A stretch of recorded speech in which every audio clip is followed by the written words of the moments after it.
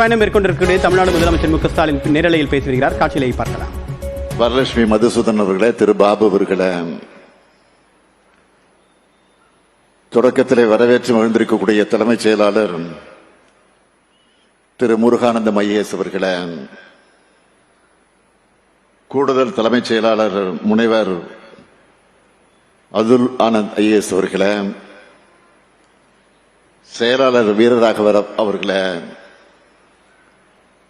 ஆணையர் திரு நிர்மல்ராஜ் ஐஏஎஸ் அவர்களே, காஞ்சிபுரம் மாவட்டத்தினுடைய ஆட்சித்தலைவர் திருமதி கலைச்செல்வி மோகன் ஐஏஎஸ் அவர்களே, உள்ளாட்சி அமைப்புகளின் பிரதிநிதிகளே, அரசு உயர் அலுவலர்களே, கலைஞர் கைவினை திட்டத்தின் கீழ் பயன்பெற இருக்கக்கூடிய பயனாளி பெருமக்களே, பெரியோர்களே, தாய்மார்களே,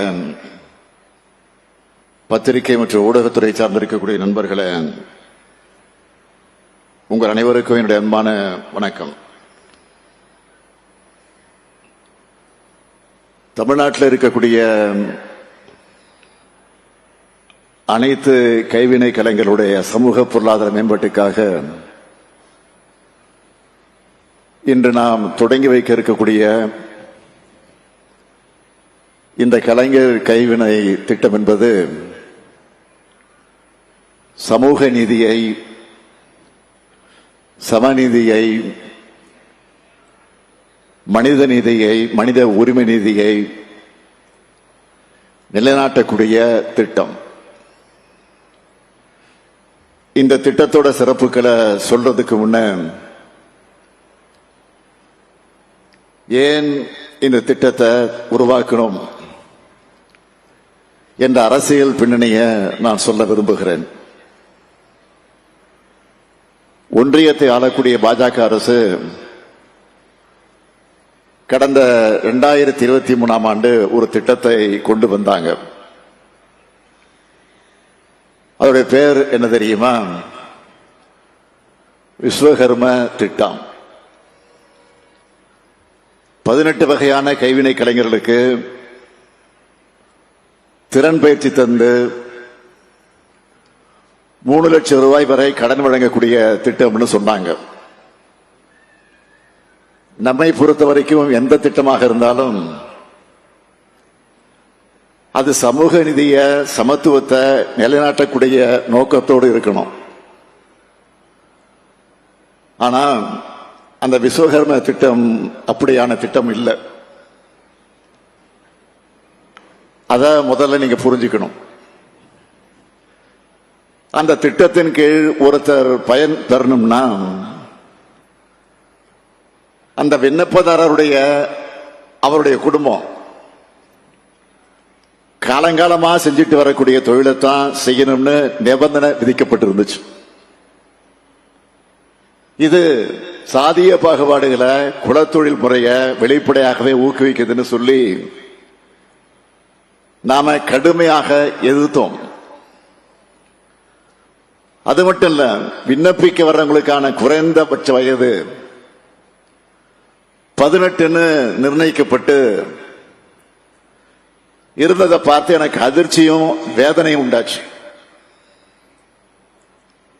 18 வயசு என்பது ஒரு மாணவர் உயர்கல்விக்காக கல்லூரிக்கு போகிற வயசா, இல்ல குடும்ப தொழிலை செய்யணும்னு தள்ளிவிடுற வயசா? படிப்பை விட்டு வெளியே போற மாணவர்களையும் மீண்டும் கல்வி சாலைக்குள்ள அழைச்சிட்டு வர்றதுதான் ஒரு அரசோட கடமையை தவிர அவங்கள படிப்பை விட்டு வெளியேற்றுறதும் அதுவும் குடும்ப தொழிலை செய்ய சொல்றதும் கிடையாது. நம்ம திராவிட மாடல் ஆட்சியில புதுமை பெண், தமிழ் புதல்வன் போன்ற திட்டங்கள் மூலமா ஸ்கூல் முடிச்ச எல்லோரும் உயர்கல்விக்கு போறத உறுதி செய்யணும்னு நாம பாடுபட்டு இருக்கிறோம். ஆனா ஒன்றிய பாஜக அரசு குலத்தொழிலை ஊக்குவிக்க பாடுபடுது. நாம நான் முதல்வன் திட்டத்தில் எதிர்கால உலகத்தை எதிர்கொள்ள தேவையான திறன் பயிற்சிகளை கொடுத்து நம்ம குழந்தைகள் பெரிய பெரிய நிறுவனங்கள்ல உயர் பொறுப்புகள்ல வேலை செய்யணும்னு நாம நினைக்கிறோம். ஆனா பாஜக என்ன நினைக்குது? குடும்ப தொழில பயிற்சி கொடுத்து அவங்கள வெளி உலகத்தை பார்க்க கூடாதுன்னு நினைக்குது. அதுவும் சாதிய வேறுபாடுகள் நிறைஞ்ச இந்திய சமூகத்தில் இது என்ன மாதிரியான விளைவுகளை ஏற்படுத்தும்? இத மனசாட்சி உள்ள ஒருத்தர் எப்படி பொறுத்துக்க முடியும்? அதுவும் 1950களில் குலக்கல்வி திட்டத்தை எதிர்த்து களம் கண்ட தமிழ்நாடு இது அனுமதிக்குமா? அந்த உணர்வோடு தான் தமிழ்நாடு அரசு இந்த திட்டத்தை செயல்படுத்த 3 முக்கிய மாற்றங்களை மேற்கொள்ள வலியுறுத்தி மாண்புமிகு பிரதமர் அவர்களுக்கு நான் கடிதம் எழுதினேன். அதில் நான் குறிப்பிட்டது முதல் மாற்றம், விண்ணப்பதாரரின் குடும்பம் பாரம்பரிய தொழில ஈடுபட்டிருக்கணும் என்கிற கட்டாய நிபந்தனையை நீக்கி தகுதியான தொழிலையும் யார் வேண்டுமானாலும் செய்யலாம்னு மாற்றணும். அடுத்து 2வது மாற்றம், விண்ணப்பிக்க குறைந்தபட்ச வயது வரம்ப 18 35 உயர்த்தணும். அடுத்து 3வது மாற்றம், கிராமப்புறங்கள்ல பயனாளிகளை சரிபார்க்கும் பொறுப்பை கிராம பஞ்சாயத்து தலைவரிடமிருந்து கிராம நிர்வாக அலுவலர்களுக்கு மாற்றணும். ஆனா மிக மிக முக்கியமான இந்த 3 மாறுதல்களை ஒன்றிய அரசு ஏத்துக்க மறுத்துட்டாங்க. எந்த திருத்தமும் செய்ய முடியாதுன்னு சொல்லிட்டாங்க. அதனாலதான் பிரதமரின் விஸ்வகர்மா திட்டத்தை தற்போதைய வடிவத்தில் தமிழ்நாடு அரசு செயல்படுத்தாதுன்னு ஒன்றியத்தில் இருக்கக்கூடிய MSME துறையினுடைய அமைச்சருக்கு எழுத்துப்பூர்வமாக இதை நாங்க தெரிவிச்சிட்டோம். அதே நேரத்தில் கைவினை கலைஞர்களின் வாழ்வாதாரத்தை முன்னேற்றுறது அதுல நாங்க உறுதியாக இருக்கோம். அதுக்காக சாதி அடிப்படையில பாகுபாடு காட்டாத ஒரு திட்டத்தை உருவாக்க நாங்க முடிவு பண்ணோம்.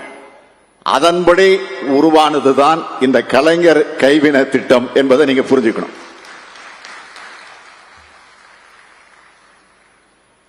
ஒன்றிய அரசினுடைய விஸ்வகர்மா திட்டத்தில் 18 தொழில்கள் தான் அதுல இருக்கு.